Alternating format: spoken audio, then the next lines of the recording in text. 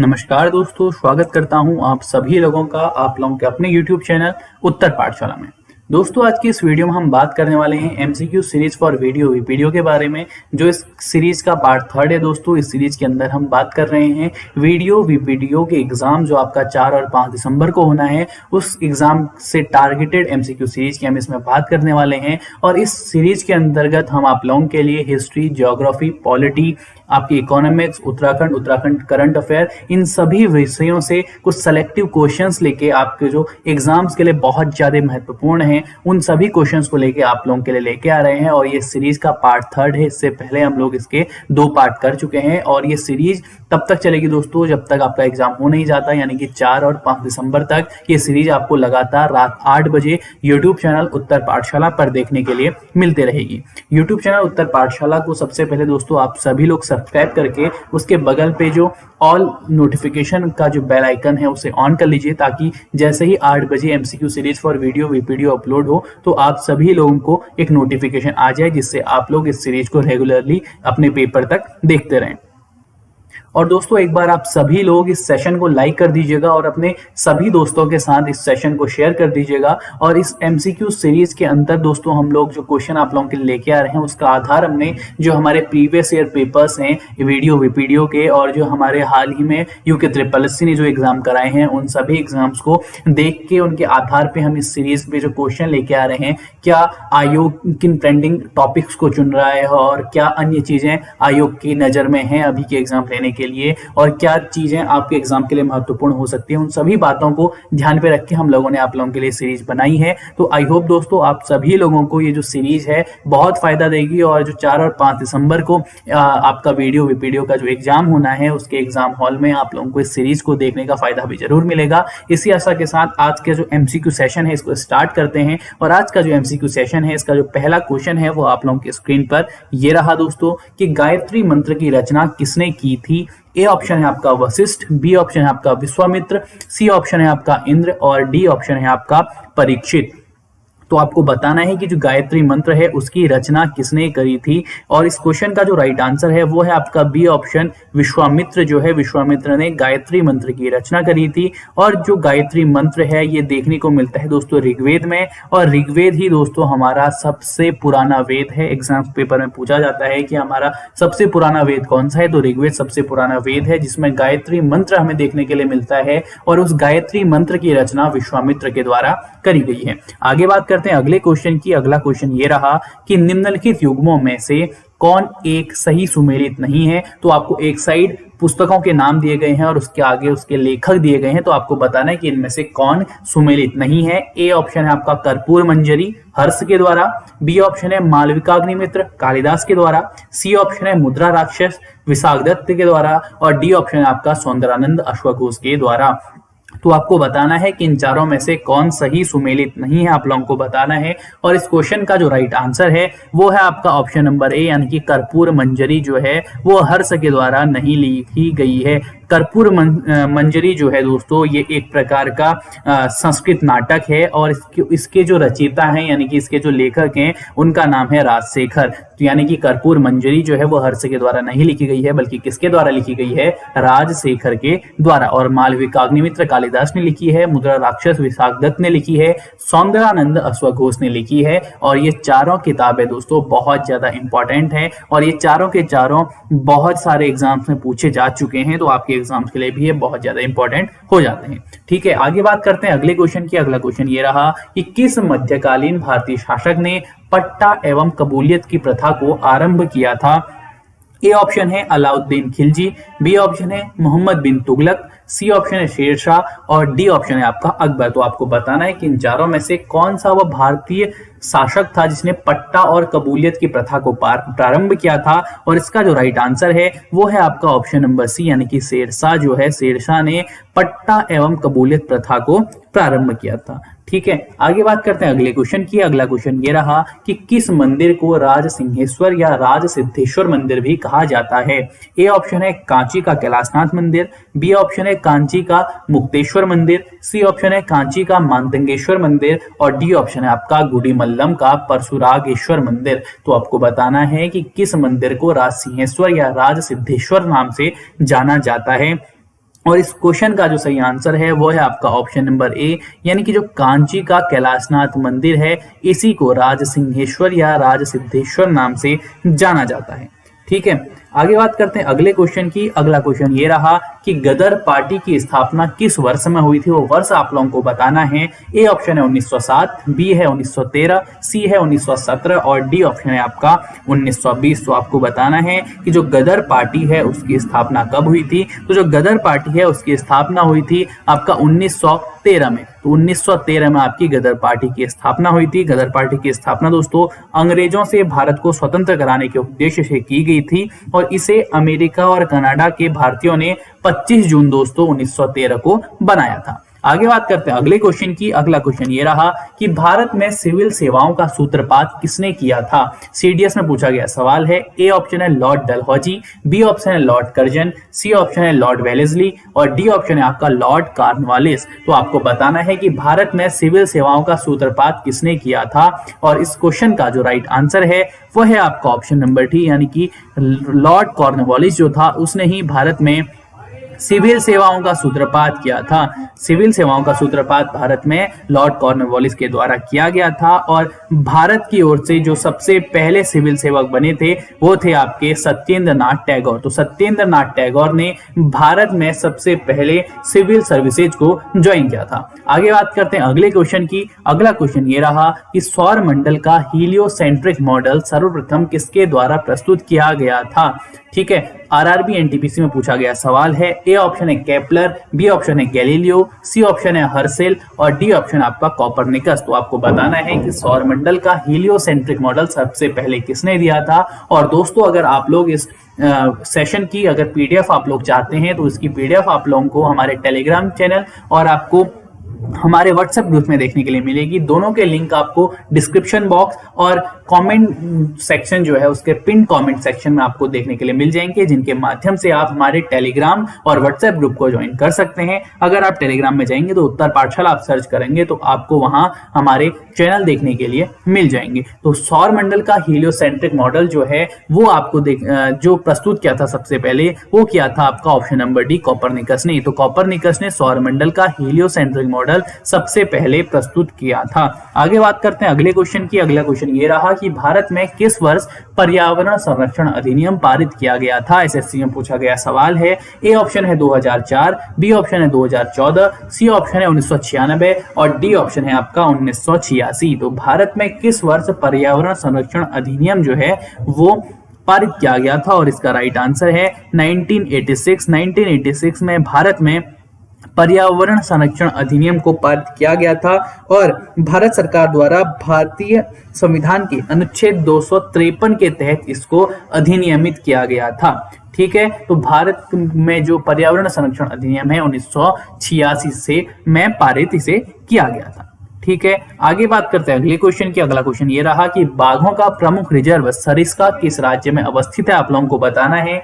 ए option है आपका Uttar Pradesh, B option है राजस्थान, सी ऑप्शन है उत्तराखंड और डी ऑप्शन है मध्य प्रदेश। तो आपको बताना है कि बाघों का प्रमुख रिजर्व सरिस्का किस राज्य में अवस्थित है। मैं आप लोगों से बार बार कह रहा हूं कि जितने भी टाइगर रिजर्व्स हैं, वाइल्ड लाइफ सेंचुरीज हैं, नेशनल पार्क्स हैं, ये आप सभी लोग देख के जाइएगा क्योंकि सभी एग्जाम्स में ये पूछे जाते हैं और आपके एग्जाम में ये क्वेश्चन आपका जरूर आएगा और 1 नंबर आपका ये क्वेश्चन सुनिश्चित करेगा। तो आप ये सभी चीजें देख के जाइएगा और tiger reserve, wild life sanctuary, इनमें भी जो आपके नॉर्थ ईस्ट के रीजन के जितने भी आपके नेशनल पार्क्स वगैरह हैं और आपके जम्मू कश्मीर और लद्दाख रीजन के जो आपके वाइल्ड लाइफ सेंचुरीज और नेशनल पार्क्स हैं वो आप लोग खास करके मतलब हाईलाइट करके जाइएगा अपने माइंड में। वो आजकल बहुत ज्यादा एग्जाम्स में ट्रेंडिंग में चल रहे हैं तो आप लोग वो भी देख के जरूर जाएंगे। वैसे तो आप सभी पूरे देश के देख के जाएंगे national park, wild life sanctuaries, लेकिन आपके जो नॉर्थ ईस्ट वाला रीजन है और जम्मू कश्मीर और लद्दाख वाला जो रीजन है इसकी आप लोग हाईलाइट करके जाएंगे अपने माइंड में। इससे आने की आपकी बहुत ज्यादा संभावना है। अगर बात करूं मैं सरिस्का की तो सरिस्का आपको देखने के लिए मिलेगा राजस्थान में, यानी कि बाघों का प्रमुख रिजर्व सरिस्का जो है वो राजस्थान में स्थित है। आगे बात करते हैं अगले क्वेश्चन की। अगला क्वेश्चन ये रहा कि तेल एवं प्राकृतिक गैस आयोग यानी कि ओएनजीसी की स्थापना कब हुई थी। तो ए ऑप्शन है 1856, बी ऑप्शन है 1914, सी ऑप्शन है 1936 और डी ऑप्शन है आपका 1956। तो आपको बताना है कि ओएनजीसी की स्थापना कब हुई थी और इसका जो राइट आंसर है वो है आपका ऑप्शन नंबर डी, यानी कि 1956 में आपकी ओएनजीसी की स्थापना हुई थी। आप लोग ध्यान में रखेंगे। सलाल बांध निम्नलिखित नदियों में से किस नदी पर बनाया गया है? एसएससी 2017 में पूछा गया सवाल है। ए ऑप्शन है आपका कृष्णा, बी ऑप्शन है महानदी, सी ऑप्शन है आपका चेनाब और डी ऑप्शन है आपका सतलुज। तो आपको बताना है सलाल बांध इनमें से किस नदी पर है और राइट आंसर आप लोगों का होगा वो होगा ऑप्शन नंबर सी, यानी कि चेनाब। तो सलाल बांध आपको देखने के लिए मिलेगा चेनाब में, और चेनाब किस रीजन में बहती है? जम्मू कश्मीर वाले रीजन में आपको चेनाब नदी देखने के लिए मिलती है। तो सलाल बांध भी किसमें है? चेनाब नदी पर है। और आप लोग जो बांध हैं, नदियों पर चल रही परियोजना है, नदी के किनारे अवस्थित जो शहर हैं, वो सभी चीजें आप लोग देख के जाएंगे। इससे भी आप लोगों का एक सवाल आना सुनिश्चित है। ठीक है, तो आप लोग एक नंबर अपना सुनिश्चित करेंगे इन चीजों को देख के। तो ये चीजें आप लोग देख के जाएंगे, बांध हो गए, परियोजनाएं हो गई और नदियों के किनारे अवस्थित शहर हो गए। आगे बात करते हैं अगले क्वेश्चन की। अगला क्वेश्चन ये रहा कि भारतीय संविधान में मूलभूत अधिकार किस संविधान से लिए गए थे? ए ऑप्शन है संयुक्त राज्य अमेरिका, बी ऑप्शन है यूनाइटेड किंगडम, सी ऑप्शन है सोवियत संघ और डी ऑप्शन है आपका इनमें से कोई नहीं। तो आपको बताना है कि भारतीय संविधान में मूलभूत अधिकार किस संविधान से लिए गए थे। एसएससी 2013 में पूछा गया सवाल है। आप लोगों को बताना है फंडामेंटल राइट्स जो हैं वो भारत ने किस देश से लिए हैं, और आपका जो राइट आंसर है वो है आपका ऑप्शन नंबर ए, यानी कि संयुक्त राज्य अमेरिका से भारतीय संविधान में मूलभूत अधिकारों को लिया गया है। यानी कि फंडामेंटल राइट्स हमने जो लिए हैं वो हमने लिए हैं यूएसए से। आगे बात करते हैं अगले क्वेश्चन की। तो पुडुचेरी को किस वर्ष भारतीय संघ में शामिल किया गया था?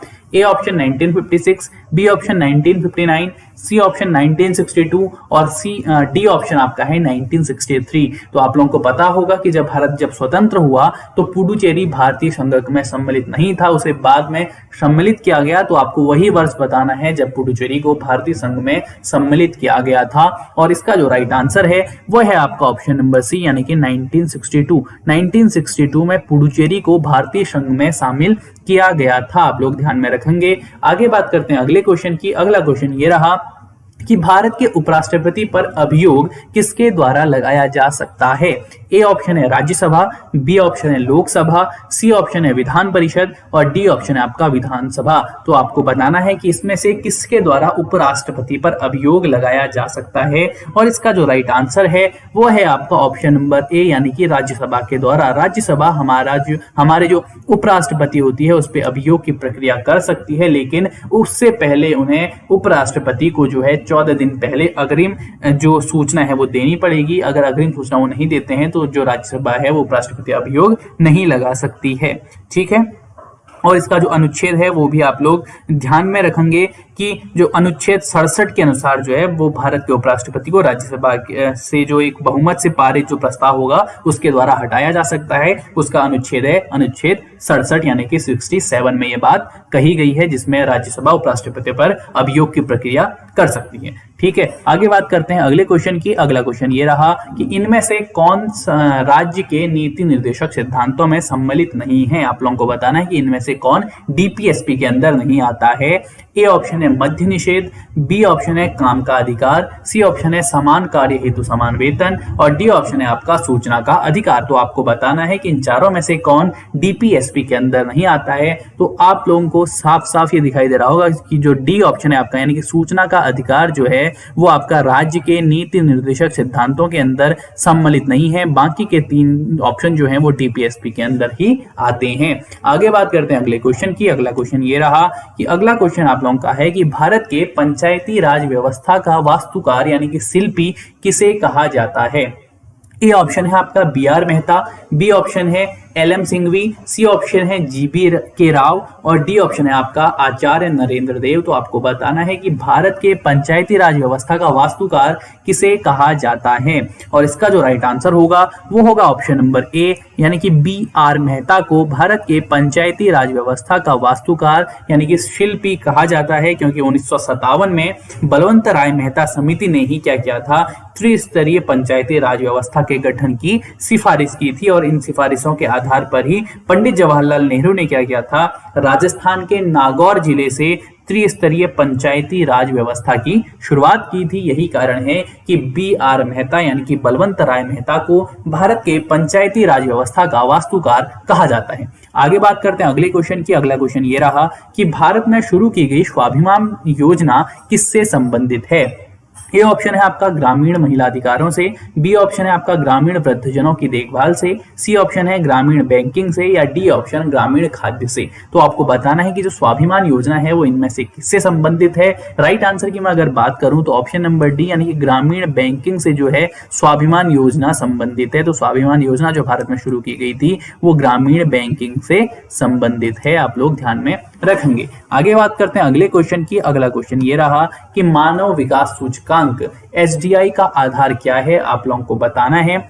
तो जो मानव विकास सूचकांक है उसका जो आधार है वो बताना है आप लोगों ने। ए ऑप्शन है स्वास्थ्य, शिक्षा, रोजगार और जीवन स्तर, बी ऑप्शन है स्वास्थ्य, शिक्षा और रोजगार, सी ऑप्शन है स्वास्थ्य, शिक्षा या जीवन स्तर, और डी ऑप्शन है आपका शिक्षा, रोजगार और जीवन स्तर। मानव विकास सूचकांक से रिलेटेड क्वेश्चन बहुत सारे एग्जाम में देखे जा रहे हैं आजकल, तो आप लोग भी मानव विकास सूचकांक के बारे में पढ़ के जाएंगे। और अगर आप लोगों को पता हो कि अभी वर्तमान में भारत की मानव विकास सूचकांक में क्या स्थिति है, किस नंबर पे भारत है, तो आप लोग कमेंट बॉक्स में कमेंट करके बताएंगे कि मानव विकास सूचकांक यानी कि SDI इंडेक्स में भारत कितने नंबर पे है, वो आप मुझे कमेंट बॉक्स में कमेंट करके बताएंगे। और इसके अगर मैं आधार की बात करूं तो ऑप्शन नंबर सी इसका राइट आंसर होगा, यानी कि स्वास्थ्य, शिक्षा और जीवन स्तर को आधार पर रखकर मानव विकास सूचकांक को तैयार किया जाता है, यानी कि उसका आधार क्या है, स्वास्थ्य, शिक्षा और जीवन स्तर। ठीक है, आगे बढ़ते हैं अगले क्वेश्चन की ओर। अगला क्वेश्चन ये रहा कि मेक इन इंडिया कार्यक्रम जो है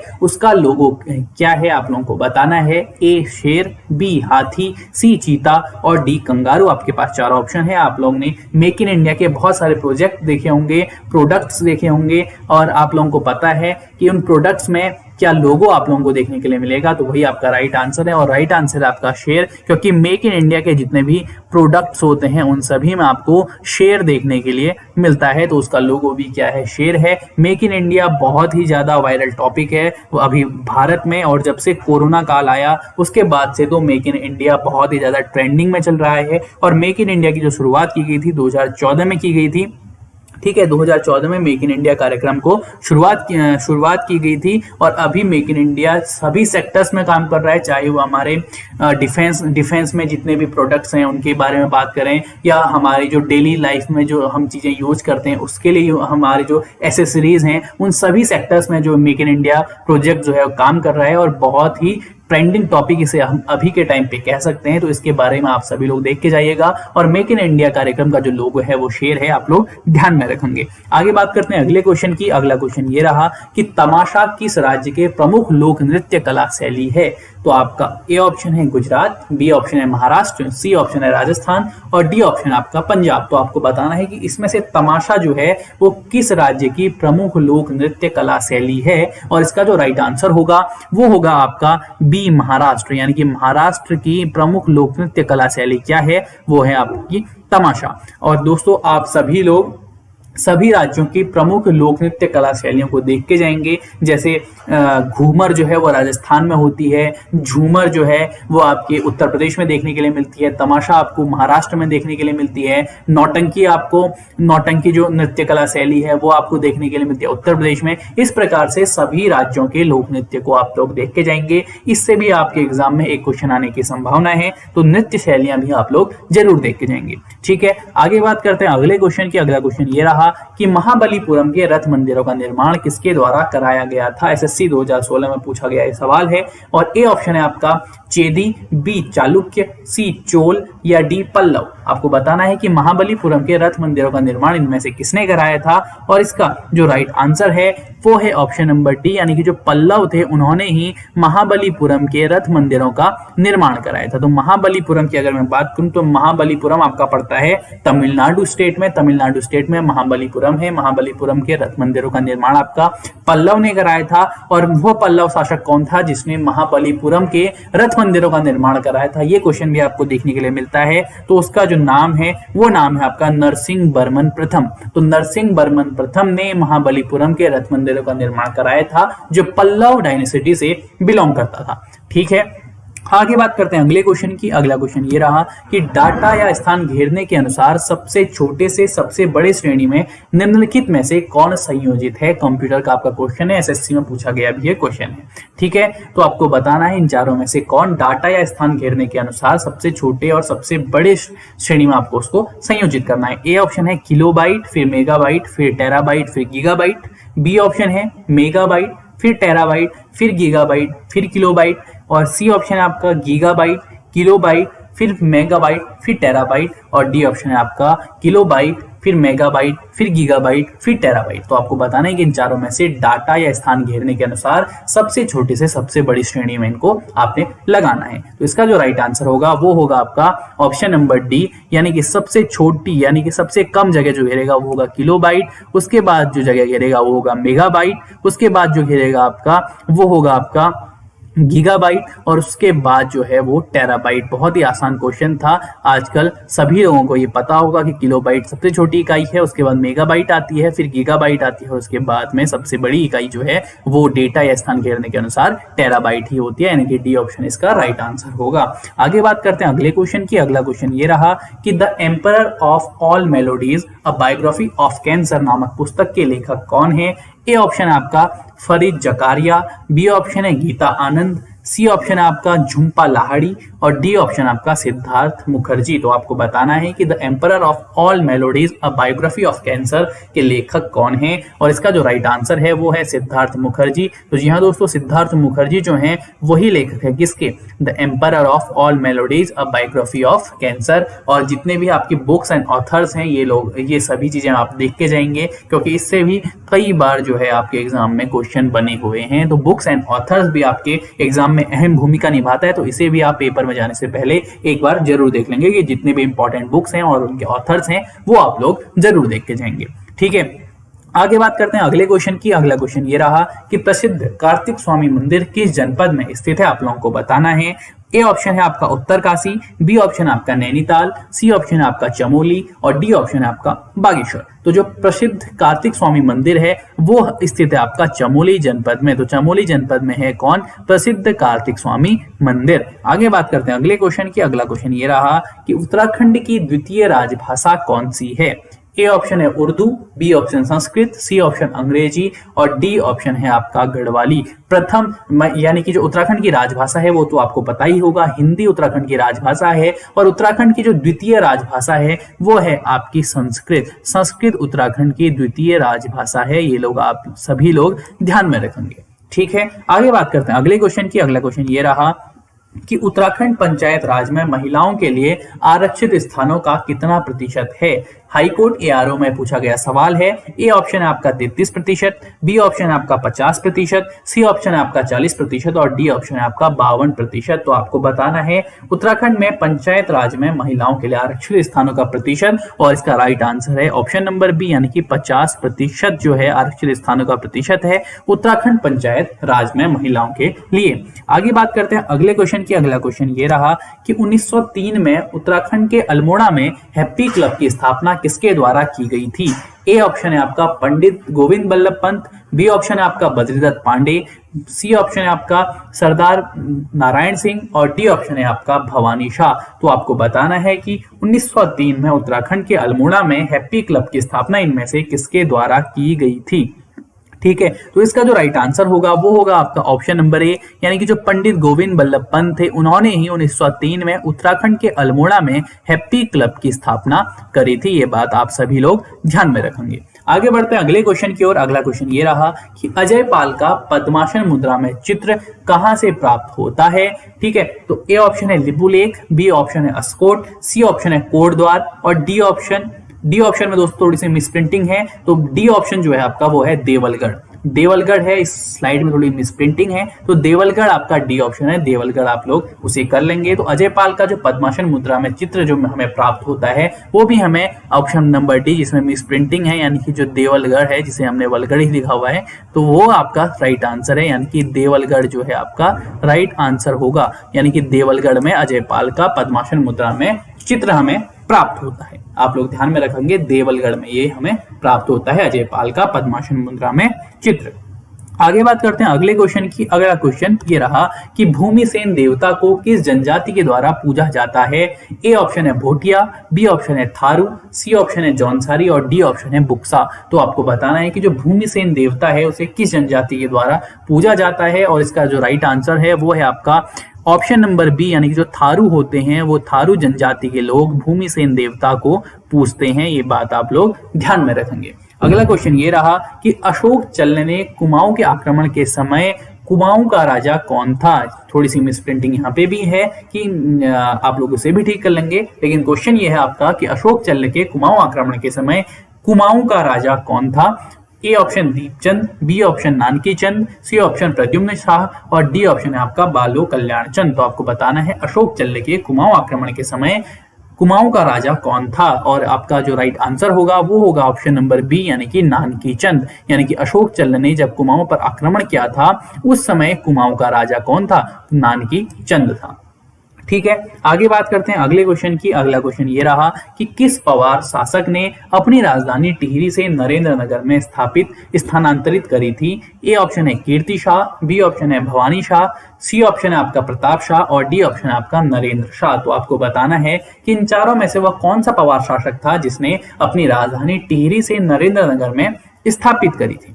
ठीक है, तो इसका जो राइट आंसर आप लोगों का होगा वो होगा आपका नरेंद्र शाह, यानी कि नरेंद्र शाह ही वह पवार शासक था जिसने अपनी राजधानी टिहरी से नरेंद्रनगर में स्थानांतरित करी थी। ठीक है, आगे बढ़ते हैं। अगला क्वेश्चन ये रहा कि किस चंद शासक ने बागेश्वर के बागनाथ मंदिर का निर्माण तथा जीर्णोद्धार कराया था। ए ऑप्शन है लक्ष्मी चंद, बी ऑप्शन है दिलीप चंद, सी ऑप्शन है ज्ञानचंद और डी ऑप्शन है आपका जगत चंद। तो आपको बताना है कि इन चारों में से कौन सा वह चंद शासक था जिसने बागेश्वर के बागनाथ मंदिर का निर्माण तथा जीर्णोद्धार कराया था। और इस क्वेश्चन का जो राइट आंसर आप लोगों का होगा वो होगा आप लोगों का ए ऑप्शन, यानी कि लक्ष्मी चंद। लक्ष्मी चंद ही वह चंद शासक था जिसने बागेश्वर के बागनाथ मंदिर का निर्माण तथा जीर्णोद्धार कराया था। आगे बढ़ते हैं अगले क्वेश्चन की ओर। अगला क्वेश्चन ये रहा कि उत्तराखंड का विभीषण, कुमाऊं का शिवाजी किंगमेकर और कुमाऊं का चाणक्य किसे कहा जाता है। ए ऑप्शन है आपका हस्तिदल चौतरिया, बी ऑप्शन है रणजोर सिंह थापा, सी ऑप्शन है राजेंद्र लक्ष्मी और डी ऑप्शन है आपका हर्षदेव जोशी। तो आपको बताना है कि इन चारों में से किसे उत्तराखंड का विभीषण, कुमाऊं का शिवाजी किंगमेकर और कुमाऊं का चाणक्य कहा जाता है। और आपका जो राइट आंसर होगा, आप सभी लोगों को आई थिंक पता होगा कि जो हमारा ऑप्शन नंबर डी है हर्षदेव जोशी, उसे ही कहा जाता है उत्तराखंड का विभीषण, कुमाऊं का शिवाजी किंगमेकर और कुमाऊं का चाणक्य। अब आज के सेशन के लास्ट क्वेश्चन की ओर हम बढ़ रहे हैं, और आज के सेशन का जो लास्ट क्वेश्चन है वो आप लोगों की स्क्रीन पर ये रहा कि विरही गंगा परियोजना किस नदी से संबंधित है। ए गंगा, बी यमुना, सी अलकनंदा, डी भागीरथी। तो आपको बताना है कि जो विरही गंगा परियोजना है वो इनमें से किससे संबंधित है। नदियों में चल रही परियोजना, जैसा कि मैंने आपको बताया कि वो भी आपके एग्जाम पॉइंट ऑफ व्यू से बहुत ज्यादा इंपॉर्टेंट है। तो नदियों में चल रही जो उत्तराखंड में नदियां बहती हैं उनमें जो परियोजनाएं चल रही हैं वो आप लोग जरूर देख के जाएंगे। और इस क्वेश्चन का जो राइट आंसर है, और आज के सेशन का जो लास्ट क्वेश्चन जो ये था, इसका राइट आंसर है आपका ऑप्शन नंबर सी अलकनंदा। यानी कि जो विरही गंगा परियोजना है वो गंगा नदी पर नहीं बल्कि अलकनंदा नदी पर चल रही है, यानी कि विरही गंगा परियोजना आपकी अलकनंदा नदी पर है। तो दोस्तों ये था हमारा आज का सेशन।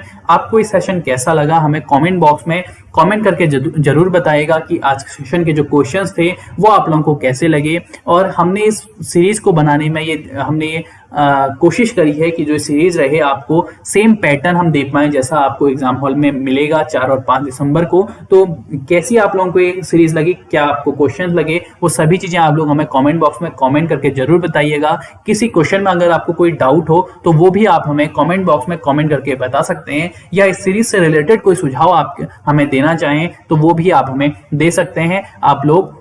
और सीरीज को दोस्तों सबसे पहले लाइक कर दीजिएगा और अपने सभी दोस्तों के साथ शेयर जरूर कर दीजिएगा। और इसके पीडीएफ दोस्तों आपको जैसा कि मैंने बताया टेलीग्राम और व्हाट्सएप ग्रुप में देखने के लिए मिल जाएंगे। दोनों के लिंक आपको डिस्क्रिप्शन बॉक्स और हमारा जो कमेंट सेक्शन है उसके पिन कमेंट सेक्शन में आपको देखने के लिए मिल जाएंगे, जहां से आप टेलीग्राम और व्हाट्सएप ग्रुप को ज्वाइन कर सकते हैं। और दोस्तों अगर आपको कोई भी डाउट हो तो कमेंट बॉक्स में कमेंट कीजिएगा, और अगर नहीं है डाउट तो आप लोग इस वीडियो को लाइक करके शेयर भी जरूर करेंगे। तो मिलते हैं दोस्तों कल रात 8 बजे इसी सीरीज के साथ, हम कुछ नए क्वेश्चन के साथ। Thank you, till next video.